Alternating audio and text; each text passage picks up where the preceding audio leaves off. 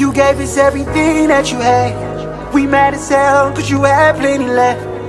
We gon' run for you, make your presence feel true. We gon' keep the mission going till it's done, yeah. But you gone too soon. Ooh, nah, nah.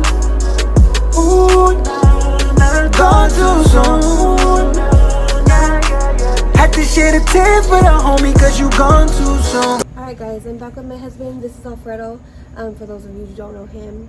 If you do, Acer, probably by the way that everybody else knows him. But so in the last clip I was telling everybody how we were where they were doing the brain death scan. Jeffrey and I were talking about that. So he was just like, I'll let Dad like talk about that stuff with you guys.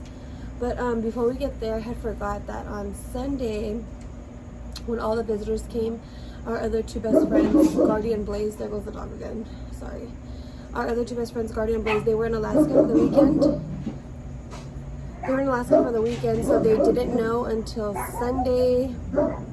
And immediately, Gardenia was trying to book a flight to Vegas. She's like, I have to be there with you guys.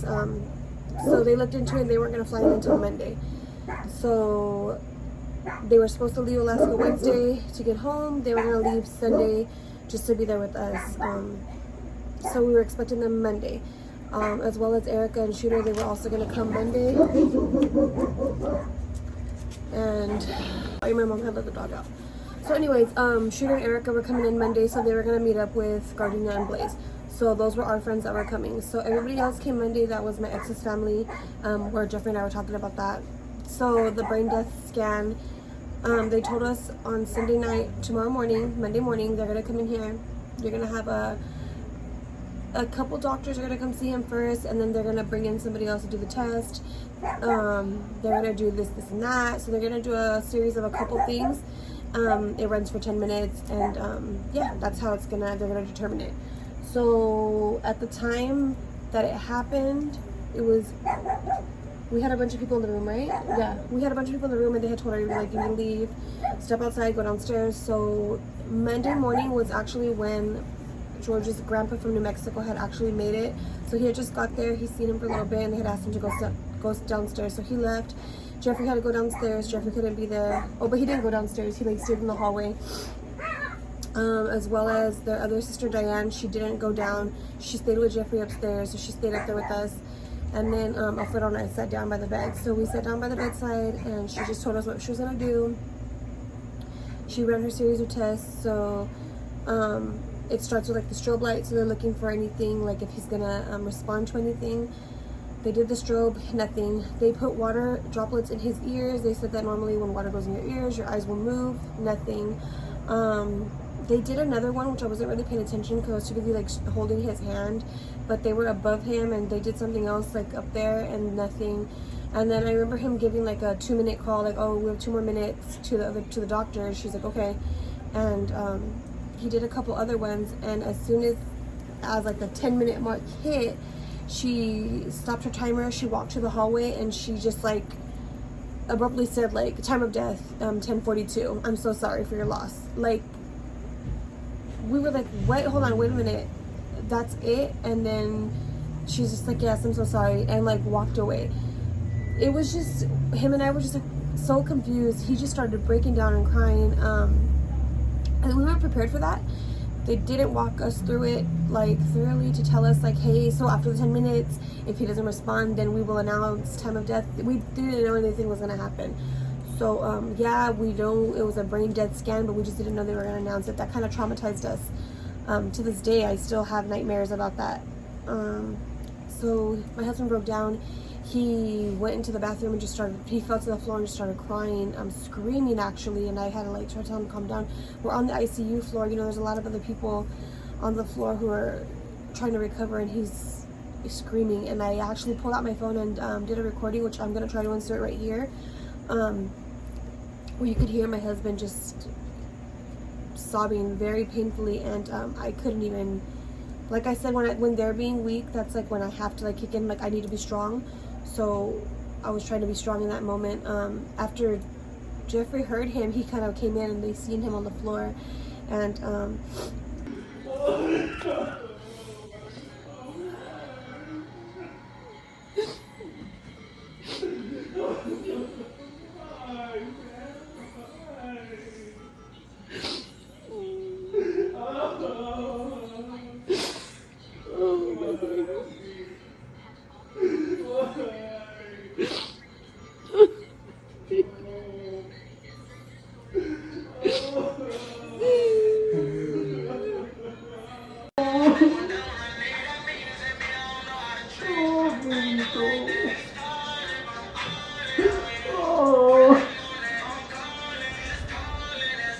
down. But yeah, that was that. So then after that, they had told us that because he's a peds, so because he's supposed to be in pediatrics, which I believe I said with Jeffrey.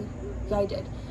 They were gonna come back and do the test again in 12 to 24 hours because they needed to be under a pediatric doctor to sign it off. So we had to redo this whole thing again, which was like, okay. So we were okay with that. That was the only test that happened that morning. Our friends got there. After our friends got there, because he did get a time of death, we already got the okay to start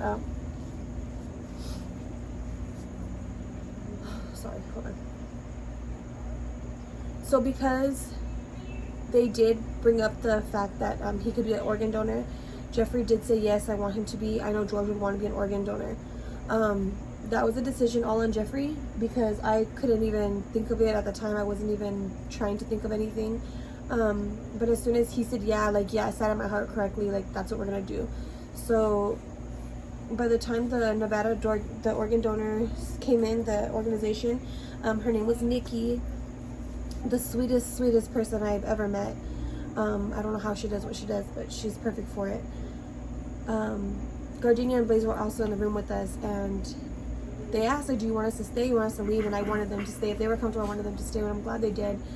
Those two really held it down for us those couple days that they were with us, and they actually got to see and hear what, like, that process was like, which was really hard because they sit you down and they're asking you, like, okay, so these are the organs that are available. You say yes or no to what you want to donate. They ask you about bones. We said no. They asked about flesh, and we said no because I wanted to have an open casket. I wanted to give my kids that, you know, and everybody else, like, to be able to see him whole, even in a suit or anything. Like, I wanted him to be, you know, with his flesh. So they asked about heart, and heart was one thing I said absolutely not. As selfish as that might sound, I just could not let somebody else walk around with my son's heart. His heart was just one of a kind. It's my baby's heart. So we did do lungs. We did lungs. Oh, I actually had a list for this. Give me 1 second. Sorry about that.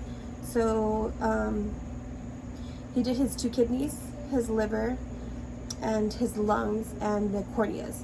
So the ages and people, I'll talk about that when we get to the donor walk episode.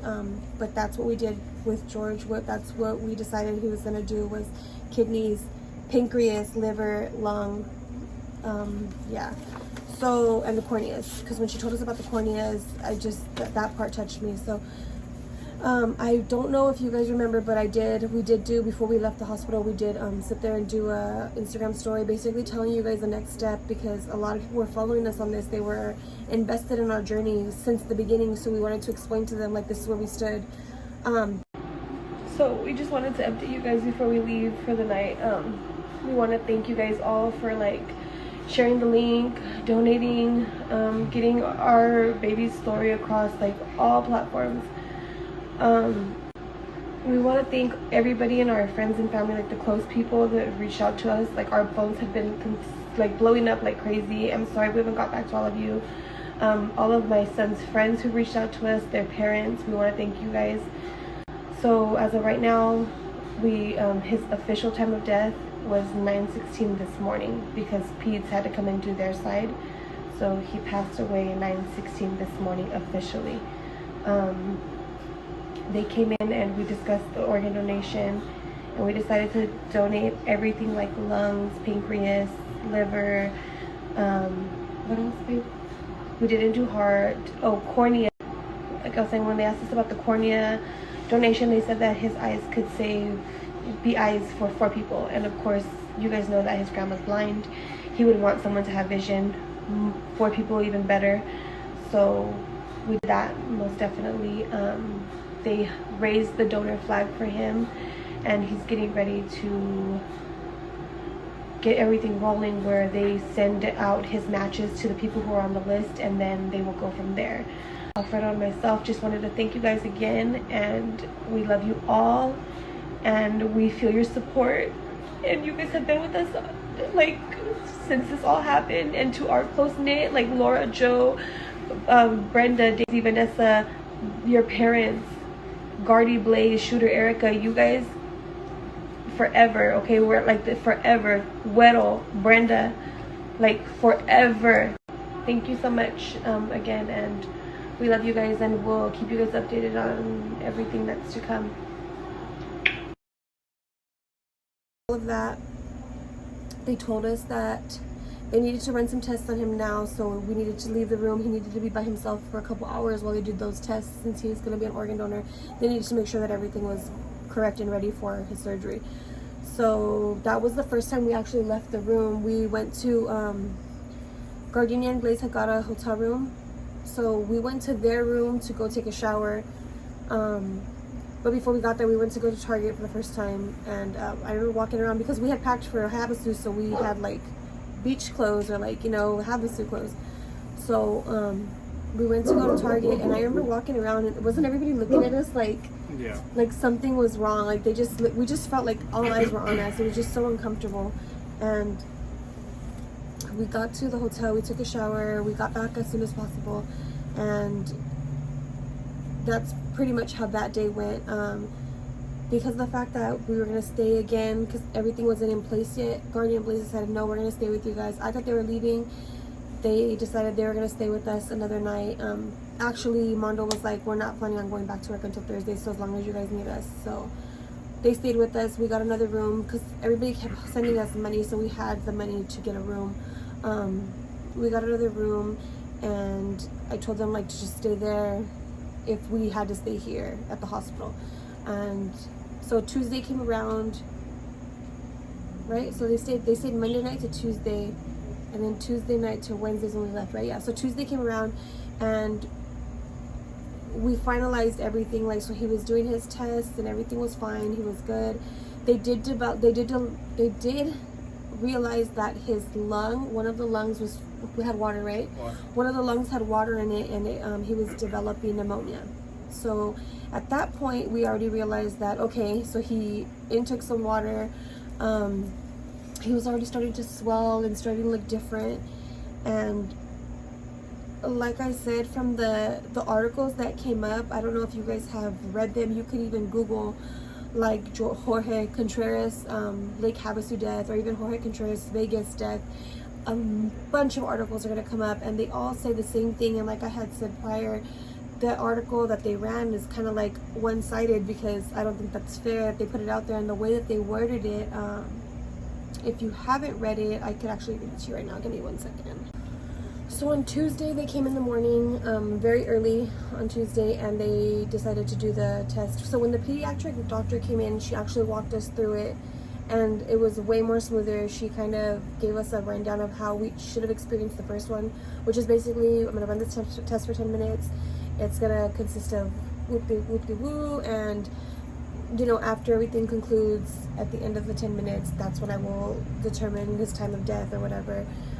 She was very clear, very calm about it. She asked how we felt about it. You know, we told her, well, we already went through it yesterday horribly, so this is nothing. She did it, and 10 minutes had passed. She called his time of death on June 15th at 9:16 a.m. That one wasn't so hard for us just because we had already got the hard part over with, but it was more of like that weight on our chest, like, okay, no, this is real, this is it, like, it's over. As soon as they announced his death, the news like took off with it, and they were all over. So they ran with the first article and just kind of like covered it as 16-year-old involved in Lake Havasu collision died Tuesday. The update is the 16-year-old George Contreras was pronounced dead Tuesday, June 15th. Speed, operator inexperience, and operation behavior were deemed contributing factors of the crash after further investigation. No criminal charges will be filed on the boat operator involved in the crash. The original article said deputies from Mojave County Sheriff's Office Division of Boating Safety responded to a boat collision Saturday that left one with serious injuries on Lake Havasu.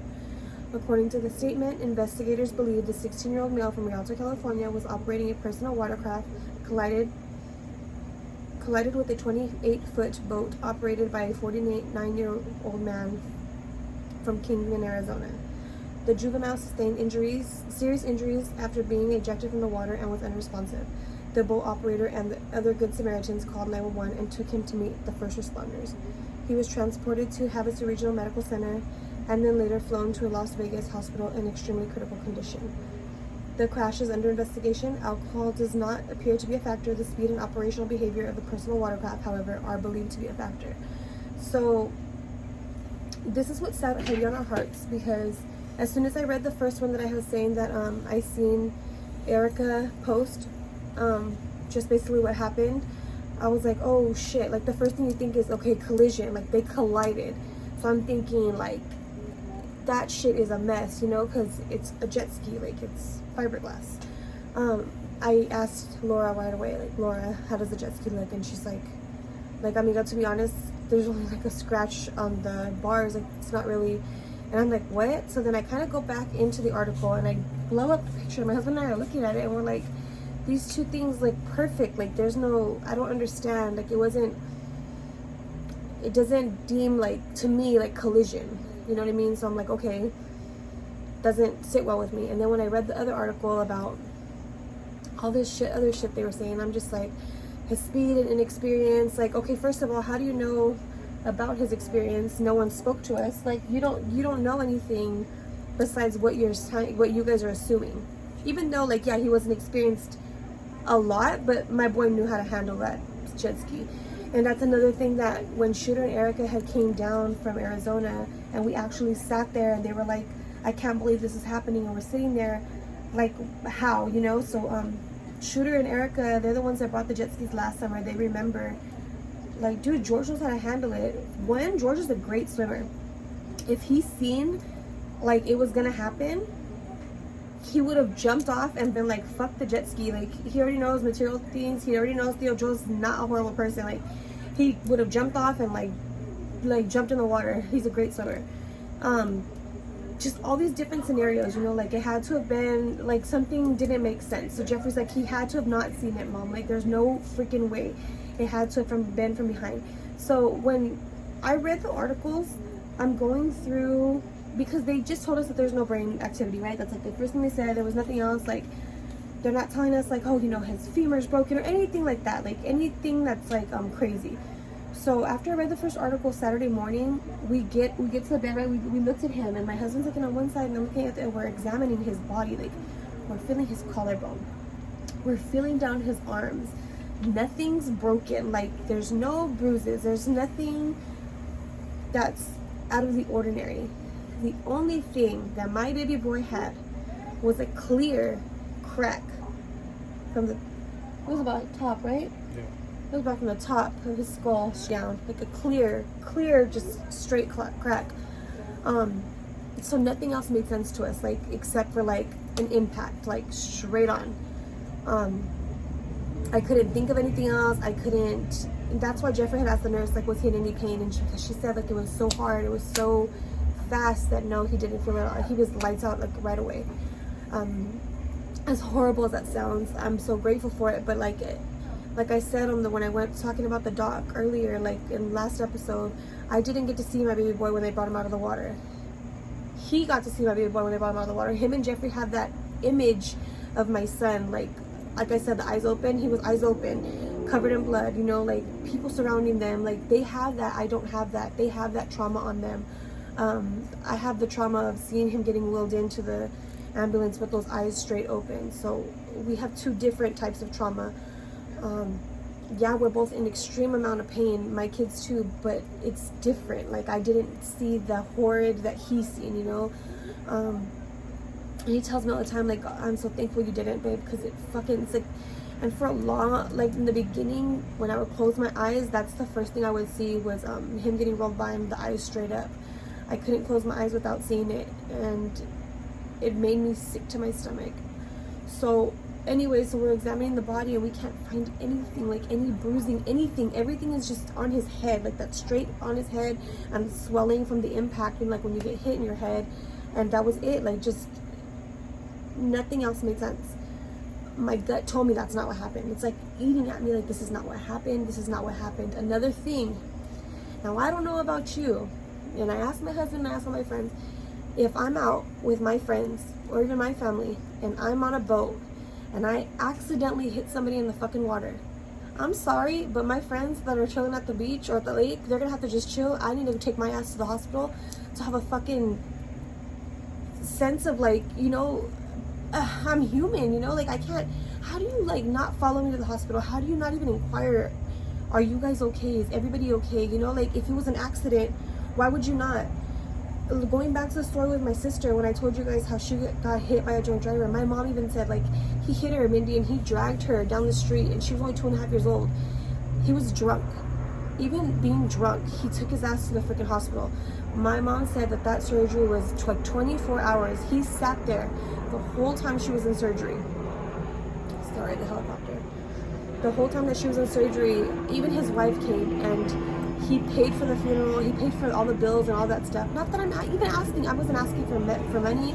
I wasn't asking for anything. But like, if you hit my baby on accident, why would you not like look for him or like know if he's okay? Like, why? I don't get it.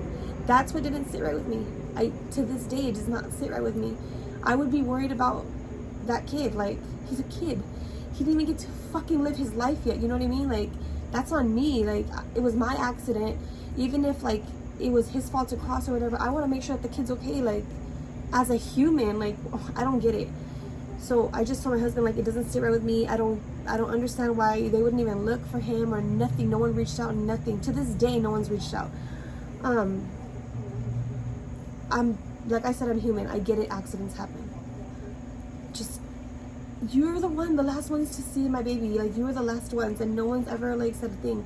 And I tell everybody, I'm so thankful for them on the boat. I'm thankful that they got him out of the water. They could have been piece of shits and just hit him and left, and they didn't. And I'm so thankful. I'm so thankful that I got to have him home. You know what I mean? Because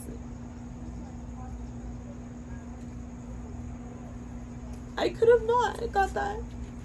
And they brought him on the boat. Like, I'm thankful. But why would you not look for him or like? I don't get it. That part eats me. So anyways. So when it came time to like, when we had to like go, I had told them like I have to go home. My mom's waiting for me. She doesn't know still. And they had told me, honey, like Nikki, the organization lady said, honey, you can go, sweetheart. Wherever you go, he's gonna go with you. Like, this is just his vessel. And I felt guilty. Like, how am I supposed to leave this hospital, this state, without my kid? Like,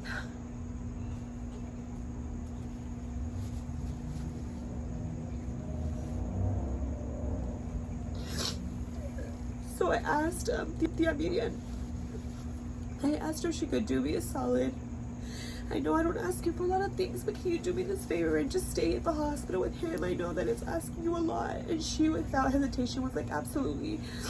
Don't worry about it. I'll be there. I just didn't want him to be by himself. I know that the nurses were great.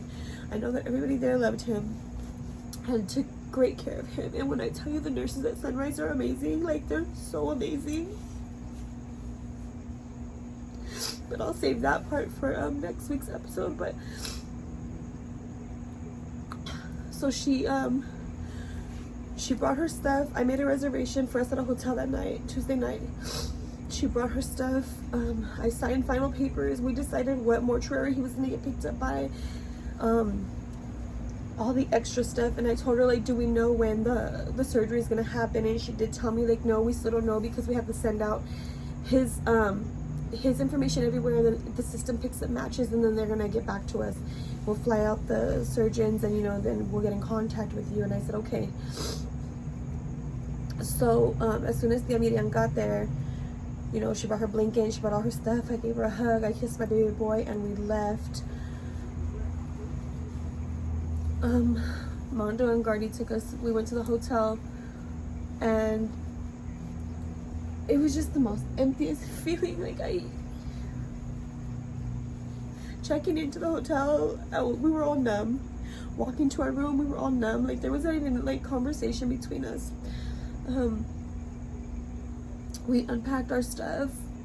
We had to eat, so we went downstairs, and we're like walking around the strip of all these people, these drunk people, and they're all having a great time. And we're walking around like dead. Like, we're dead inside. We're walking like fucking zombies. That's how I felt. Like, we're just zombies. We got our food, and I just didn't want to be out no more. We went back upstairs. My body was hurting from being in the chair those couple of days, so we had got home with the bathtub. And I remember after we ate, my husband went and ran me a bath. And he ran me a bath, and he sat me in it, and he kind of sat behind me, and I'm falling asleep. And as soon as the water hit me, I like got my first, I've never had, got my first anxiety attack where I felt like I was in the lake and I couldn't breathe.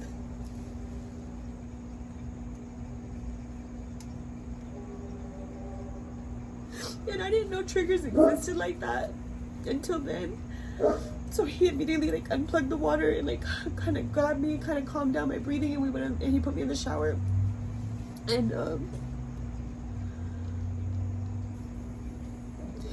he helped me shower because I couldn't even do that anymore.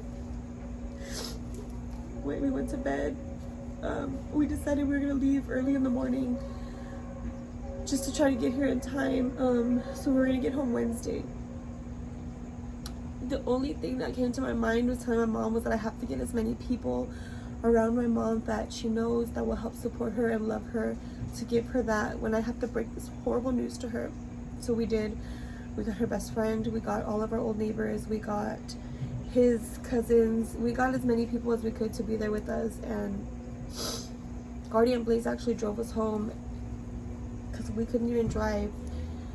They drove us home, and we all met here. Everybody was waiting outside for us, and Marilyn and Cecilia had just got her food, so I wanted her to eat because I knew after she ate, she was not going to want to eat again for a very long time. So they fed her. I'm in the house, and she's asking me all these questions. How are the kids? How was the trip? And here I am faking conversation. Like, it was great, Mom. The kids are coming right now. Are you almost done? Are you almost done? And she's like, yeah, so she's eating. And my husband just looks at me like he doesn't even know how the fuck we're going to do this, you know? Jeffrey went straight up to his room, started crying, came back down, had to step out of the house. Aljanae couldn't even be there. She's like, as soon as this is over with, like, I want to leave. So Gardy actually took Bella and Aljanae right away, right? She took them right away. They went to Laura's, and Laura actually helped me with the girls for a while. She kept Aljanae for about a week after Aljanae just couldn't be home. They were the biggest support for us at that time, still to this day, but I mean, like, that meant a lot. So we told my mom, and as soon as we told her, like, I told her, like, super strong, and then I broke, and that's when my husband stepped in, and he just grabbed her, and as soon as I got up, I opened the door and let everybody in, and she kind of, like, heard everybody, and they were, like, just consoling her. I think if I didn't have that support, my mom would have probably had a heart attack, and I would have lost her too. That was so extremely hard. After that day was just, so being in our home after everybody left. So everybody left, and then, you know, we're just sitting there, and we're just like, being home without your kid, like, you're coming home without your kid. It is so fucking ugly. It's so ugly, and you're so, like, you look around at all these, and I have pictures everywhere. You look around at all these pictures and shoes that are left on the floor, and just all of his things that were just left undone.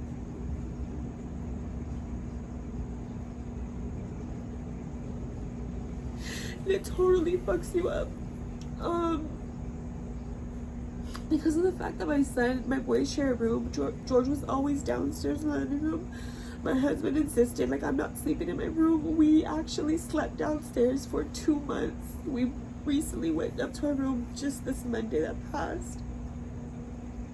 He was adamant about, I'm not sleeping in my room. I want to sleep right here. Like, this, I want to be right here. We literally slept on a mattress on the floor for 2 months because he could not leave the living room. Yeah, so that's basically where we were from. That's how the whole thing happened from Sunday to Wednesday. Next week's episode is where I'm gonna actually talk to you guys about the donor walk and the whole organ donation, and that episode also is going to be really hard for me, but I want to include as many unseen clips that I haven't already shown you guys on Instagram. Really hard to watch clips, really hard to watch pictures. Again, we want to just thank you guys for following my journey, for encouraging me to share this horrible, horrible story that has brought so many of us so much closer. It's just crazy how God works, you know, like, and I question my faith with him a lot. Like, he knows we both question, and we're true believers, but that's just where he's left us for a while. He kind of left us in that limbo where you just gamble, like, you know, like, I'll take my baby, I'll take him with no legs, I'll take him, I just want to take him home, you know, like, I'll take him without anything. Just don't take him from me.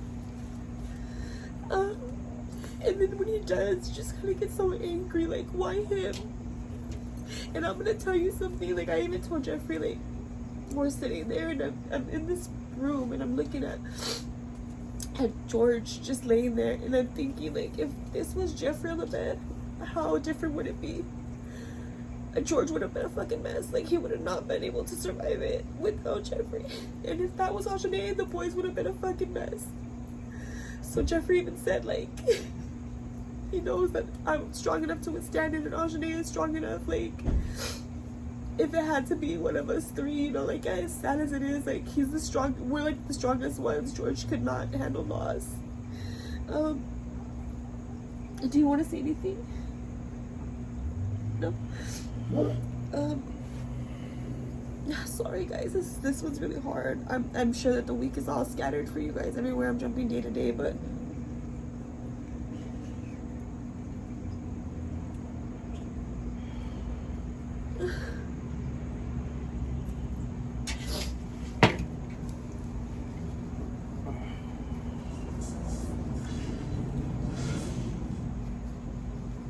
and I know I've thanked you guys all, like, the donations, the GoFundMes, like, all of that. I just can't thank you guys enough for putting it together, for getting it out, for raising without, like I told you before, like, thinking of all the finance stuff was the last thing on my mind, but you guys made that so easy for me, for both of us. Like, we didn't have to think about a thing. You guys took care of us, and that's so fucking solid. Like,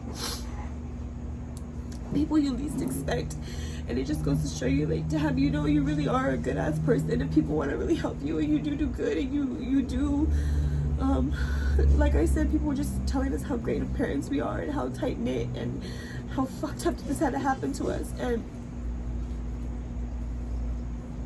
I can't thank you all enough. And to Gardy and Blaze for just sticking it out and leaving your trip early to be with us, and to endure all that pain that I know still sits heavy on your hearts, and to Erica and Shooter for driving out to see us, and for Laura and Joe for taking care of my baby.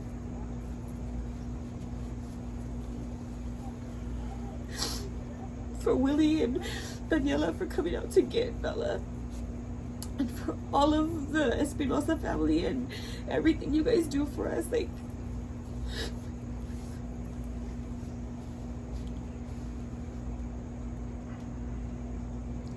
you don't have words. I don't know where to start, you know? Yeah.